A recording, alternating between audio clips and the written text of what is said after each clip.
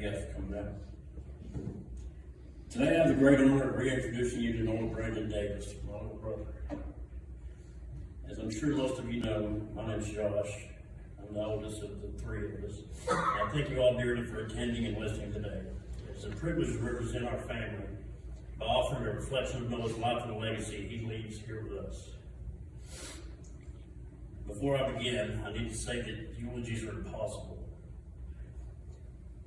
Eulogies are impossible because words simply cannot capture love. I will undoubtedly fail to perfectly articulate the immeasurable and indescribable son, brother, and friend Noah was. A vital branch from our family tree has fallen, and all of us here are blessed to know and love him. The only things that will truly capture who he was are the more memories that we each hold in our hearts.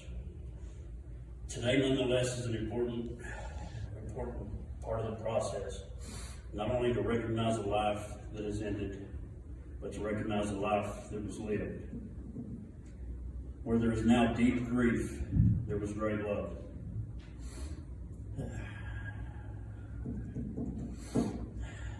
Noah was born in Philippi, March 17, 1990, to our wonderful mama, Janice Marie Davis. His charm and good looks that he knew he had grew with him, and he was always strong, charismatic, and loving. His laugh was extraordinarily contagious, and I've missed hearing it every single day since he's been missing and left us. Millions of people around the world now know who Noah is by name, and although I've searched for him every day since his disappearance, it never gets any less painful not knowing what happened during his last moments. Getting the confirmation on his 7th anniversary of him going missing that the police had found my little brother was heartbreaking. But I find some peace knowing he is somewhere with our mama now.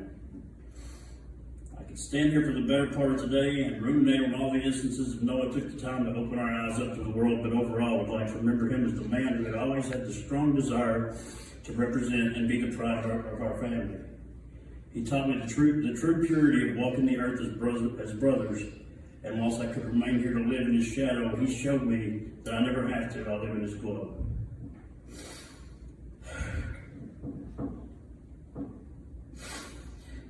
There are so many fond memories that can be recalled by myself and our brother Chase, but one that stands out the most for me was how he made sure all of his siblings knew how much he loved us, as he did his favorite person in the world, our mama. Undoubtedly, he always dealt with life's struggles with great strength and never complained even when pushed. I hated to feel my little brother struggle, and I never thought we would lose him. I never did. I loved that you always made us feel important, Noah, even through your own battles. I thank you.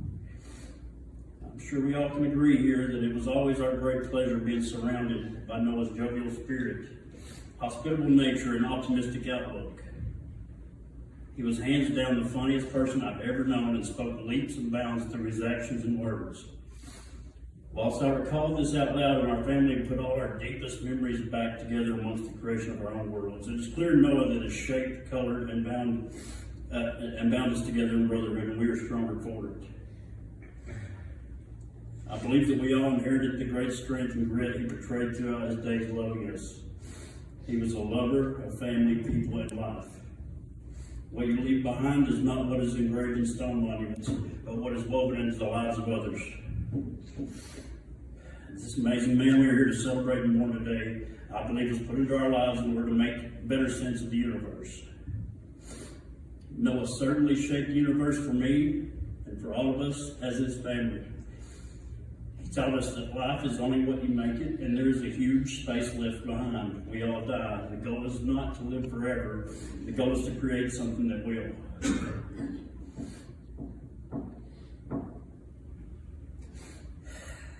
I will miss his perspective and the surprising scope and depth of his knowledge. As I've reconstructed my little brother's past today, you also reconstruct him as a person. He gave to all of us in his own ways great abundance. Noah equipped us with more than he will truly ever know. While our memories are all we have of him now, he was and will always be alive in us. May the words spoken of Noah's life provide a beacon of hope for all of us that it is okay to face ourselves. Noah, you taught me how to laugh through anything and to hold my head high through any storm that life throws my way. You were my little brother, yet great man that will forever humble me.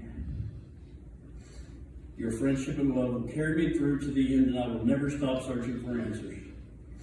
I will continue to turn the world upside down like you would have done for me. We will always miss you and know you from the stories and memories we all have of you. The lessons you so freely shared with us, may we pass on. The journey doesn't end here. Death is just another path, one that we all must take until we meet again, little brother. I'll close with this poem that he wrote called Where I Am. Today I found myself, for yesterday I was gone. I don't know what tomorrow holds, but today I know where I am. I do like to think clearly, but clarity is often elusive. My visual mindset is confusion, but today I know where I am. Racing thoughts cloud my mind. It's hard to focus when you can't see. Often blurred vision blocks my line of sight, but today I know where I am. Where does it all come from? All the thoughts and scattered scenes. Today none of this means a thing, because today I am with you. That is by Noah himself.